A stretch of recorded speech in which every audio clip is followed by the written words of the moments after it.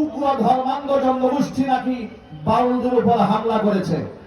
আমি আপনাদের কাছে জানতে চাই, মির্জা ফখরুল ইসলাম আলমগীর সাহেবের এই দাবি কি সত্য না মিথ্যা?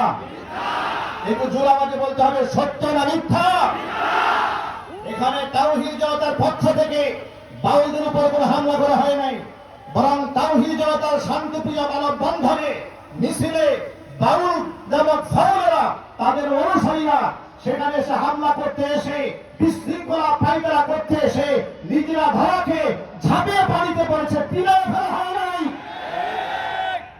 একটি মিথ্যা কথা মিডিয়াতে প্রচার করে তথ্য সন্ত্রাস তৈরি করে গোটা জাতির মধ্যে ধোঁয়াশা সৃষ্টি করা হয়েছে। আমরা তার তীব্র প্রতিবাদ জানাচ্ছি। এনসিপি সবেমাত্র রাজনৈতিক দল গঠন করেছে। জুলাই আগস্টের বিপ্লবে তাদের ভূমিকা থাকায় তাদের প্রতি আমাদের গোটা জাতি একটি সফট কর্নার ছিল।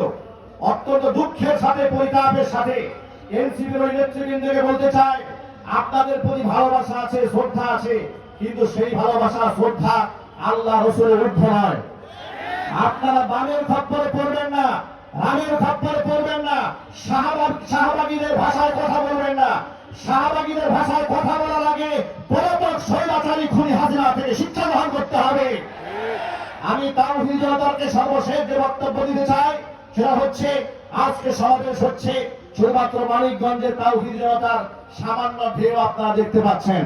যদি এই আবুল সরকারের সর্বোচ্চ শাস্তি মৃত্যুদণ্ড কার্যকর করা না হয়, এমনকি বাউলদের আজকাল বাংলাদেশ থেকে বন্ধ করা না হয়, তাহলে গোটা বাংলাদেশে টেকনাফ থেকে তেতুলিয়া পর্যন্ত আন্দোলনের দাবানল জ্বালিয়ে দেওয়া হবে।